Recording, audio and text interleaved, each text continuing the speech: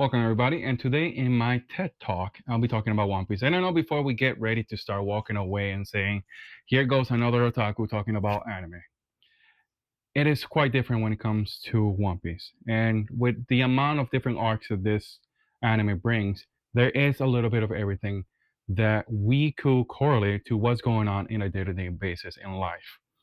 Let's start with one of the most hardest arc that comes across, which is the Sabaody Archipelago.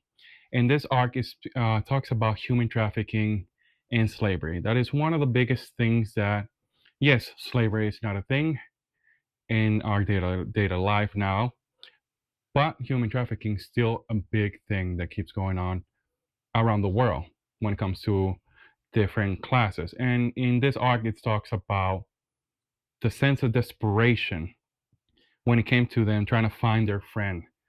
And they always talk about when somebody goes missing and they're being trafficked, that you have to report it in the 24 hours. And here it shows you that those 24 hours are really crucial. And you feel that sense of desperation of the crew trying to find their friend at all costs and going to these auction house where they sell each individuals out to the world and they will no longer be able to find them. And it shows you that in a comical way, but yet with the gruesome reality of how it happens in a day-to-day basis.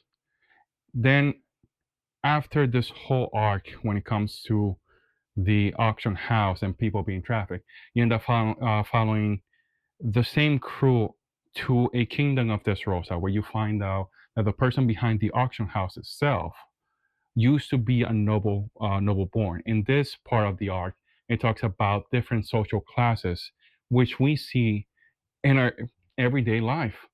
We have the nobles, we have middle class, we have lower class, and we even have poverty. Let's be realistic with that.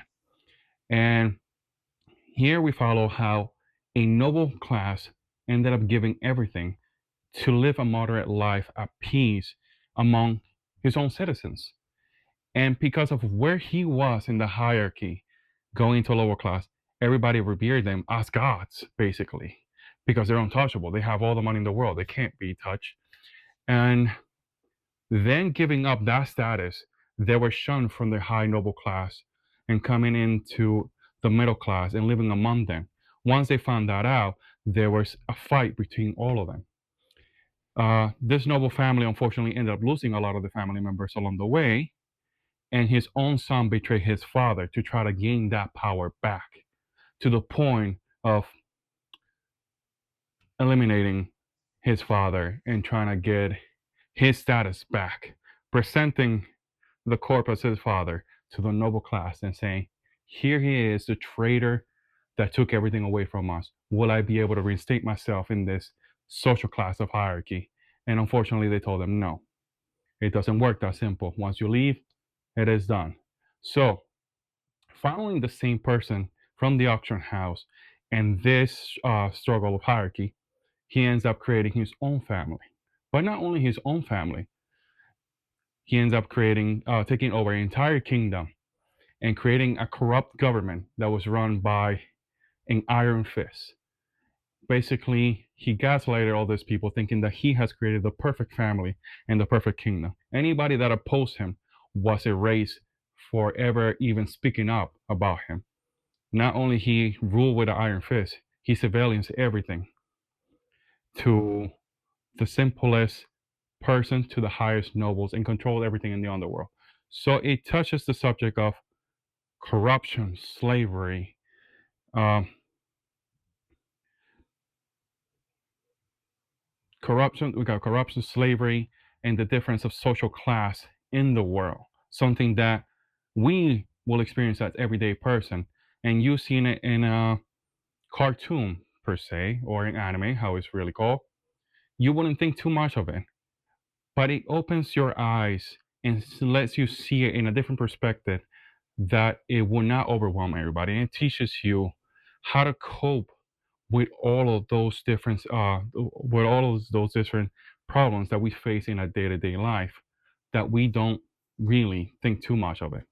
And it opens your eyes to a whole new perspective also for the world and yourself. And to conclude all of this, it has shown me how to cope with what we go through in a day-to-day life, how to communicate with somebody, how to know and empathize with that person that is going through all those hardship. And I do recommend that. I know it is a big ask, but give it a chance. See the story for what it is. See it more than just what the cartoon and the comical relief that it is in this show. You will find that there's something there for you. You'll find your own little journey when in the One Piece.